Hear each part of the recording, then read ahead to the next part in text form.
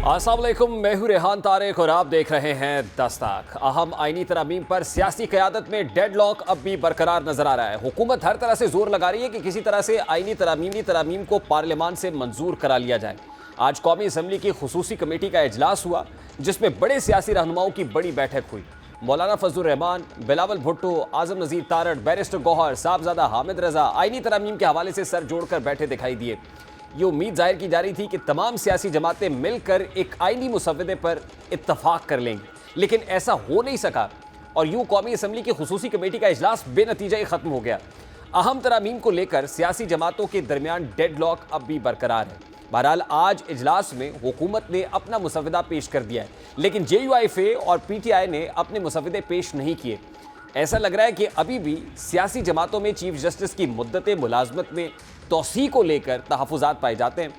वज़ीर कानून आज़म नज़ीर तारड़ कहते हैं कि PTI ने टाइम लिया है, उन्होंने कोई राय नहीं। JUIFA अगले इजलास में मुसव्वदा देगी। हमारा मुसव्वदा तो वही है जो हमने वकला के हवाले कर दिया। अब बज़ाहिर लग रहा है कि सियासी जमातें एक दूसरे की तजवीज़ से अब तक इत्तफाक नहीं कर सकी और हुकूमत ने जो खुसूसी कमेटी के इजलास में तजावीज़ दी, उन पर भी दीगर जमातें तहफ़्फ़ुज़ात का इजहार कर रही हैं। यानी अभी आईनी तरामीम के मुसव्वदे की बाकायदा शक्ल निकल कर सामने नहीं आ सकी। अलबत्ता पीपल्स पार्टी अपने मुसव्वदे को लेकर बिल्कुल क्लियर है। पीपल्स पार्टी की जानिब से जो आईनी मुसव्वदा पेश किया गया, उसके पॉइंट्स मंजर-ए-आम पर आ चुके हैं। पीपल्स पार्टी की किए जाने वाले मुसव्वदे में आर्टिकल 175A में आईनी अदालत का क़याम शामिल है। Article 175A, B, D, E और F में तरामीम की तजावीज़ पेश की गई।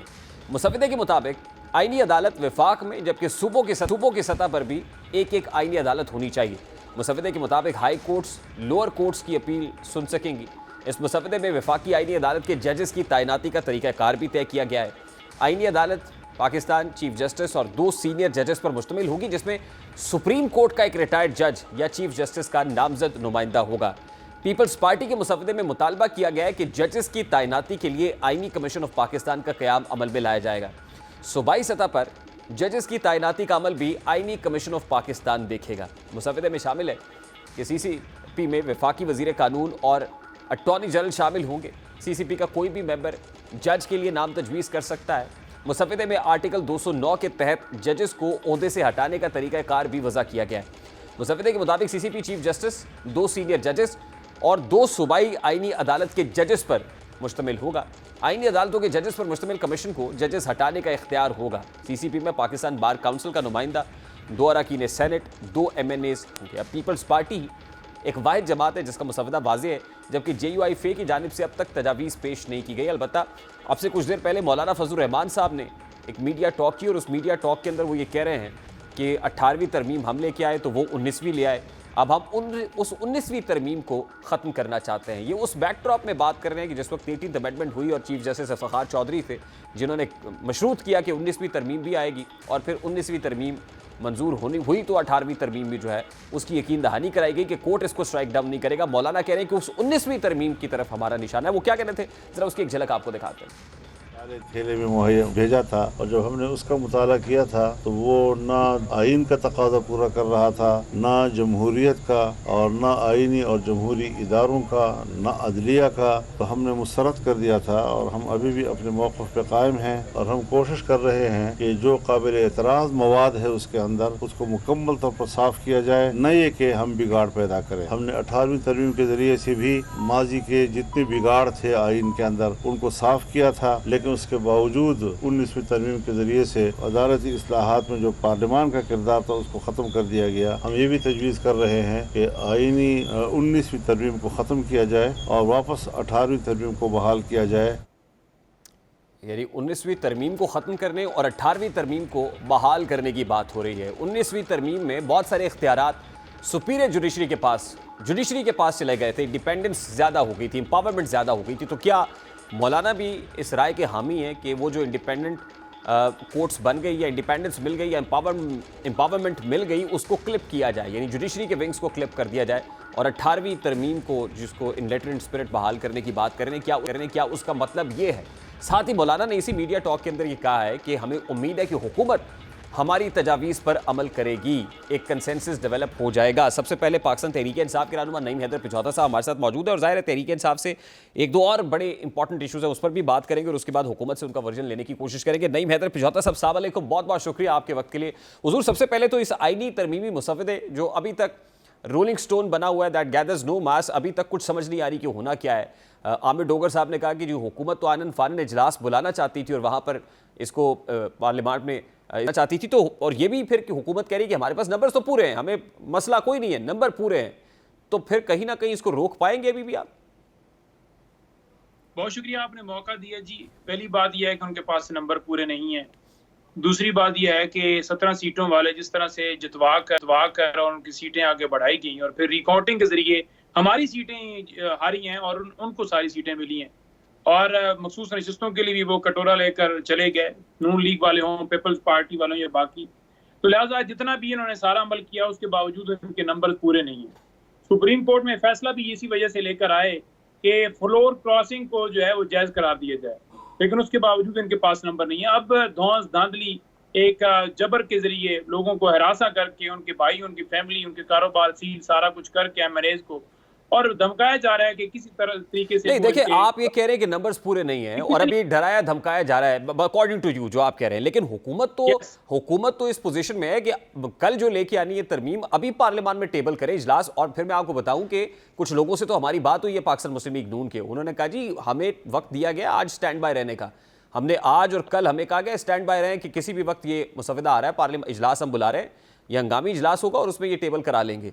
तो आप ये कह रहे हैं नंबर पूरे नहीं है, अगर नंबर पूरे नहीं है तो फिर ये पोजीशन कैसे हो सकती है हुकूमत की, वो कहे कि किसी भी वक्त पेश करें हम इसको मंजूर करा लेंगे? मैं गुजारिश कर रहा हूं कि इलेक्शन कमीशन ने पहले भरपूर रोल अदा किया धांधली करके। सुप्रीम कोर्ट ने आर्टिकल 63A के तहत ऊपर से मोहर लगा दी कि आप फ्लोर क्रॉसिंग कर लें। रिकाउंटिंग के जरिए हमारी अदालतों ने सीटें हरा दी, ठीक है, 3 हो गया। नंबर 4 ये है कि जब इनका नंबर पहले दिन से 17 था और इतना सारा प्रोसेस करके वो जो सारा मकसद करने जा रहे हैं, जब खुद एक चोर या डाकू एक कोई काम करता है तो क्या वो जायज आगे करता है? नहीं, इन्होंने जानबूझकर ये तरमीम की तरफ गया है कि ये चाहते हैं कि मुल्क इनकी मर्जी के मुताबिक हो, ना कि आइन और कानून के।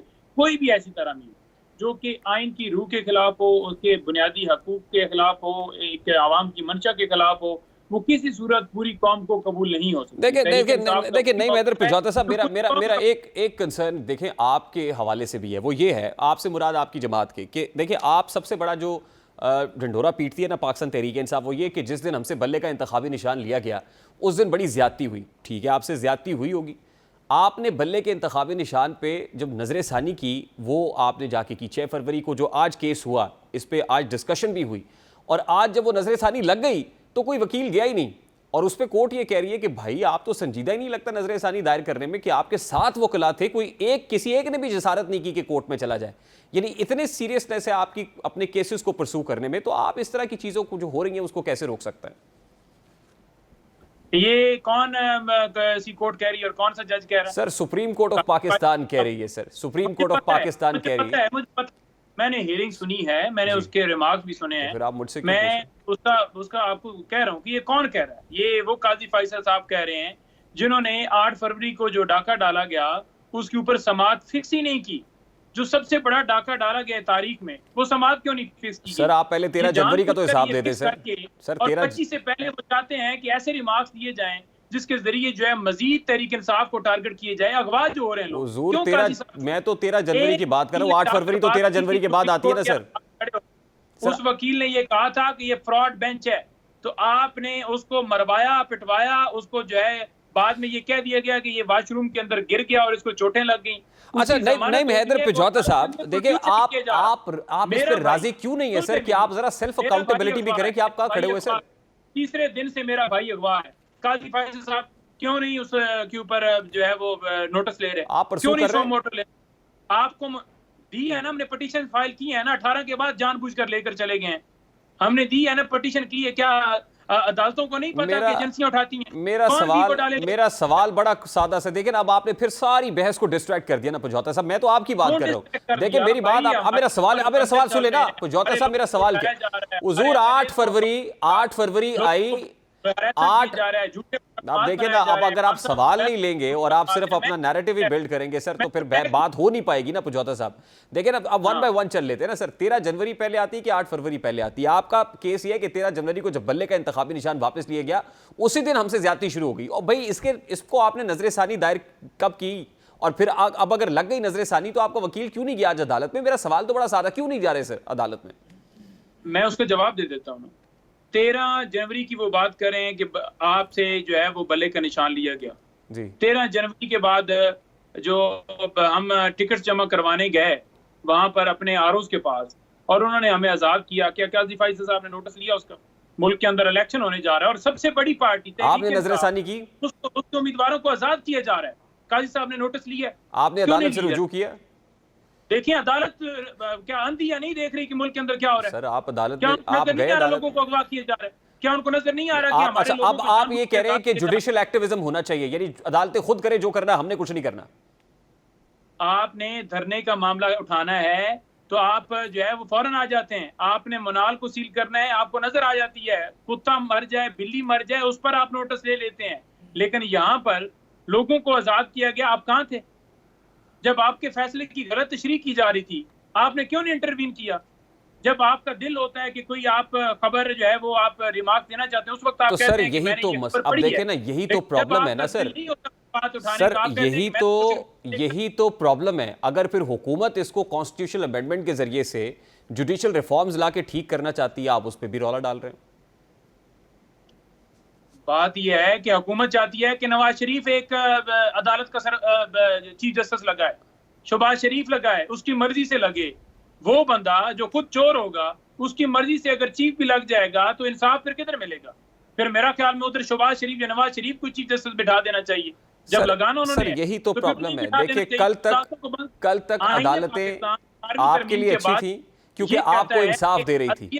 आज अदालतें आपके लिए बुरी हैं क्योंकि अदालत जो है, आपको लगता है कि वो आपके साथ अनजस्ट बिहेवियर है उनका, और आज अदालतें किसी और के लिए अच्छी हैं कि उनको लगता है कि अदालतें उनकी फेवर में काम कर रही हैं। तो सर ये तो फी जमाना फिर ऐसे ही है जोता साहब, ये तो कोई फिर पॉलिटिकल पार्टीज की अपनी चंद जजेस जो हैं वो बात कर रहे हैं, वो खड़े हुए हैं, वो इंसाफ देना चाहते हैं, वो इंसाफ की तरफ कदम बढ़ाना चाहते हैं। उनको डराया जाता है, धमकाया जाता है। 6 जजेस ने लेटर लिखा कि वीडियो कैमरे लगाए गए, हमें धमकाया गया, हमारे एक साथी को हॉस्पिटल में दाखिल होना पड़ा। क्यों नहीं काजी फैसल साहब उसके ऊपर नोटिस ले रहे? क्यों नहीं वो फिक्स कर रहे दरखास्त? क्या वो जो बात कर रहे हैं वो गलत कर रहे हैं कि हमें फैसले लेने के लिए मजबूर किया जा रहा है? वहां क्यों आपकी दरखास्त जो फिक्स हो गई है आप उस पे जा नहीं रहे?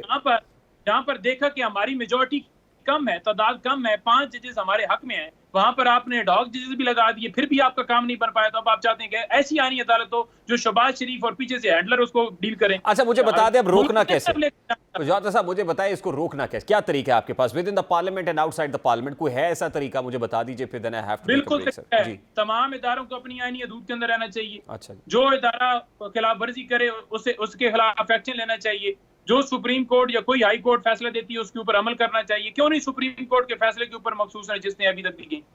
जब आपने बदमाशी करनी है और ये कहना है कि जी अब देखें जी हमें तो जो है लेटर भेज दिया स्पीकर ने, तो हम जो है वो सुप्रीम कोर्ट के हुक्म को नहीं मानेंगे, तो क्या ऐसे आइन की बात? तो फिर क्या करेंगे? यही तो सवाल है मेरा, मैं यही तो पूछ रहा हूँ। फिर आप क्या करेंगे? ऐसा होना चाहिए, ये सब यूनिवर्सल ट्रुथ्स है, वो होना चाहिए। सूरज निकलता है मशरिक से मगरिब। मुझे बताएं कि आपके पास आउटकम क्या है, क्या करेंगे? क्या कोई ऐसा कोई सोल्यूशन है आपके पास कि इसको रोकना कैसे?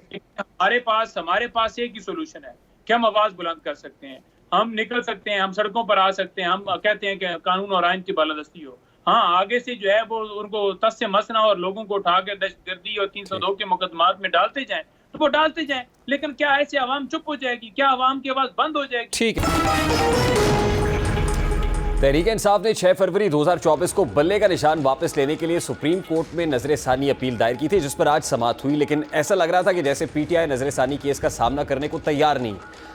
हालांकि 8 महीने बाद इस केस की समाअत हुई। होना तो ये चाहिए था कि तहरीक इंसाफ की तैयारी पूरी होती, लेकिन हमेशा की तरह इस बार भी पीटीआई वकला ताखीरी हरबे इस्तेमाल करते दिखाई दिए, जिस पर चीफ जस्टिस काजी फाजीसा ने बरहमी का इजहार भी किया। और आज केस की समाअत चीफ जस्टिस काजी फाजीसा की सरबराही में 3 रुकनी बेंच ने की। बेंच में जस्टिस मजहर और जस्टिस मुसरत हिलाली शामिल थे। समाअत के आगाज़ पर चीफ जस्टिस काजी फाजीसा ने रिमार्क्स दिए। हामिद खान ने आज समाअत की इल्तवा की दरख्वास्त दी है ऐसी दरख्वास्त पहली बार हमारे पास आई है। सुप्रीम कोर्ट के पास तो वीडियो लिंक की सहूलत भी मौजूद है और इस्तफसार किया कि क्या इलेक्शन हो गए हैं या नहीं। चीफ जस्टिस ने इल्तवा की दरख्वास्त पढ़ने की हिदायत करते हुए कहा कि केस में पीटीआई के 7 वकला थे मगर आज एक भी पेश नहीं हुआ। 13 जनवरी को फैसला आया मगर नजरसानी दरख्वास्त 6 फरवरी को दायर हुई। लगता है पीटीआई फैसले पर नजरसानी नहीं चाहती थी। चीफ जस्टिस ने रिमार्क्स दिए कि पीटीआई की जानिब से इल्तवा मांगना ताखीरी हरबा है, केस मुलतवी कर देते हैं मगर सच तो बोला जाए। जस्टिस मुसरत हिलाली ने रिमार्क्स दिए कि पीटीआई के सारे वकला नहीं आए, कोई जूनियर वकील भी पेश नहीं हुआ, ये तरीका दुरुस्त नहीं है। सुप्रीम कोर्ट में ऐसा रवैया नहीं होना चाहिए। मैं केस मुलतवी करने से इत्तफाक नहीं करता। चीफ जस्टिस काजी फायजीसा ने रिमार्क्स दिए कि इंसाफ के तकाज़ों के तहत केस मुलतवी कर रहे हैं, इल्तवा की दरख्वास्त पर नहीं। हामिद खान की ज़ात के लिए केस मुलतवी नहीं करेंगे। बाद अदालत ने केस की समाअत 21 अक्टूबर तक मुलतवी कर दी। अब तहरीक इंसाफ ने बल्ले के निशान छिन जाने पर चीफ जस्टिस पर तरह तरह के इल्ज़ामात लगाए, लेकिन तहरीक इंसाफ पहले भी ये साबित नहीं कर सकी। मेरिट पर इंट्रा पार्टी इंतखाबात कराए हैं और अब भी ऐसा ही लग रहा है। तहरीक इंसाफ को लगता है कि अगर वो नजरसानी अपील में ठोस जो दलाइल हैं या शवाहिद हैं उनकी रोशनी में बल्ले का निशान बहाल करा सकती है तो उसको ये मौका गंवाना नहीं चाहिए। लेकिन वकला की अदम पेशी से तो ये तासुर उभर रहा है कि जैसे तहरीक इंसाफ ने फैसले से पहले ही हाथ खड़े कर दिए हैं। तहरीक इंसाफ पहले ही सरेंडर कर रही है और ये एक महाज पर नहीं, ये बल्ले के इंतखाबी निशान से मुतालिक नहीं है। अपने मुतादिद केसेस पर्टिकुलरली बानी चेयरमैन पीटीआई के केसेस में भी पीटीआई लीगल टीम जो है बार बार इल्तवा मांगती रही और ख़ुद बानी चेयरमैन पीटीआई की अपनी हमशीरा इस बात के ऊपर जो है रिजर्वेशंस शो करते रहे कि पीटीआई की टीम इमरान खान के केसेस से मुतालिक सीरियस नहीं है और अल्टीमेटली वो सिर्फ और सिर्फ पार्टी के अंदर अच्छी पोजीशंस चाहते हैं, ओहदे चाहते हैं और ओहदों की बंदरबाट चाहते हैं। और लग भी यही रहा है कि पीटीआई को अगर कुछ सबसे ज़्यादा चीज़ हर्ट कर रही है इस वक्त तो उनकी लीडरशिप क्राइसिस है। लीडरशिप आपस में उलझ रही है, आपस में दस्तू गरेबाबी है, आपस में कंसेंसस है, इत्तफाक हो नहीं पाता। बहुत सारे मामलात के ऊपर इख्तलाफ राय रहता है जो अल्टीमेटली पार्टी के लिए काउंटर प्रोडक्टिव भी साबित हो रहा है। गुज़श्ता चंद दिनों में मईशत के हवाले से खासी अच्छी खबरें सुनने को मिली। पाकिस्तान और IMF के माबैन रवा बरस जुलाई में स्टाफ लेवल एग्रीमेंट हुआ, जिसके बाद IMF के एग्जीक्यूटिव बोर्ड ने पाकिस्तान के लिए $7 अरब के कर्ज प्रोग्राम की मंजूरी दी।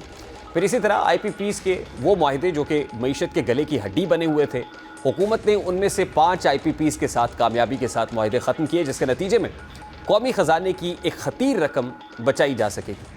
फिर इसी तरह सऊदी सरमायाकारी वफ़द ने SIFC की मुआवनत से पाकिस्तान में $2.2 अरब के 28 मुआहिदात और मफाहमत याददाश्तों पर दस्तखत किए हैं।